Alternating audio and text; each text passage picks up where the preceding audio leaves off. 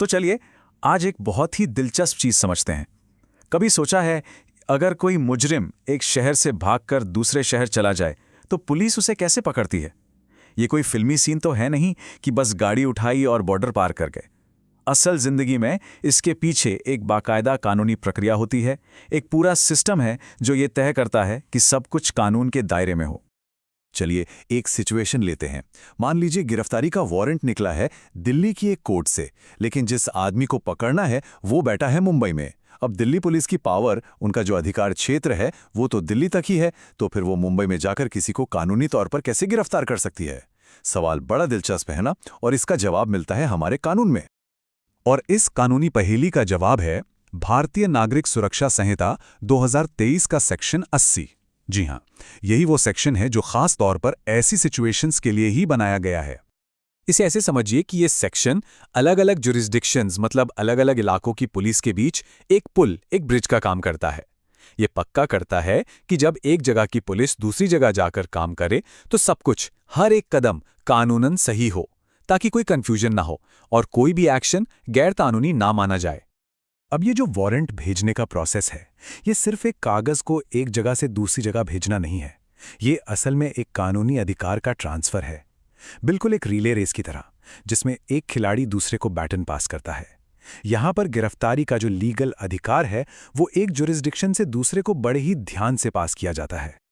तो ये कानूनी रिले रेस आखिर चलती कैसे है? इसके 4 मेन स्टेप्स हैं। पहला, एक कोर्ट वारंट जारी करके रेस की शुरुआत करती है। दूसरा, वो वारंट उस शहर भेजा जाता है जहां वो व्यक्ति मौजूद है। तीसरा, वहां का कोई सीनियर अधिकारी उस वारंट पर मतलब उस बैटन पर अपनी मोहर लगाकर उसे ऑथराइज करता है। और चौथा और आखिरी स्टेप, लोकल पुलिस उसी कानूनी अधिकार के साथ जाकर गिरफ्तारी कर लेती है। लेकिन एक मिनट, यहां एक बहुत जरूरी बात है। ये वारंट, ये जो कानूनी बैटन है, ये किसी को भी नहीं दिया जा सकता। कानून में साफ साफ लिखा है कि इसे कौन रिसीव कर सकता है। ये वारंट सिर्फ 3 खास सीनियर अधिकारियों को ही भेजा जा सकता है, या तो किसी एग्जीक्यूटिव मैजिस्ट्रेट को, या डिस्ट्रिक्ट सुपरिटेंडेंट ऑफ पुलिस को, या फिर पुलिस कमिश्नर को।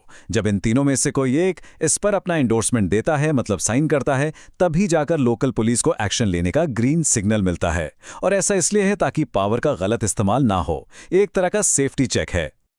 अब आते हैं इस पूरे प्रोसेस के सबसे जरूरी हिस्से पर।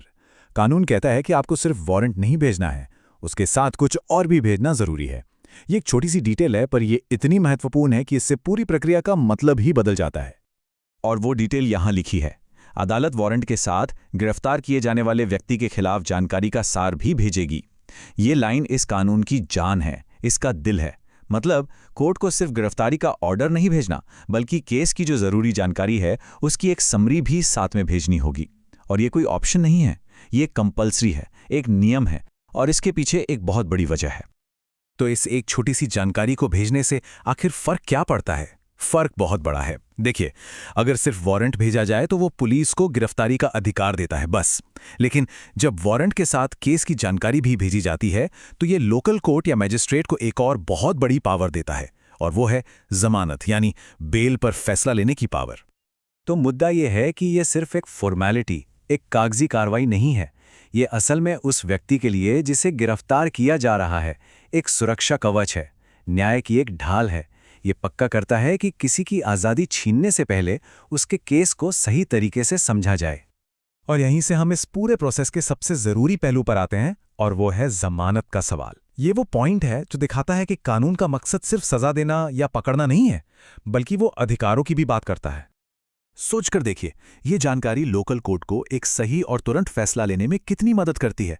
अगर उस मैजिस्ट्रेट के पास केस की कोई डिटेल ही ना हो तो वो कैसे तय करेगा कि आरोपी को बेल मिलनी चाहिए या नहीं? ये तो अंधेरे में तीर चलाने जैसा हुआ। ये जानकारी उन्हें एक इन्फॉर्म डिसीजन लेने में मदद करती है, ताकि किसी को भी बिना वजह जेल में ना रहना पड़े। और सच कहूं तो यही इस कानून की सबसे खूबसूरत बात है।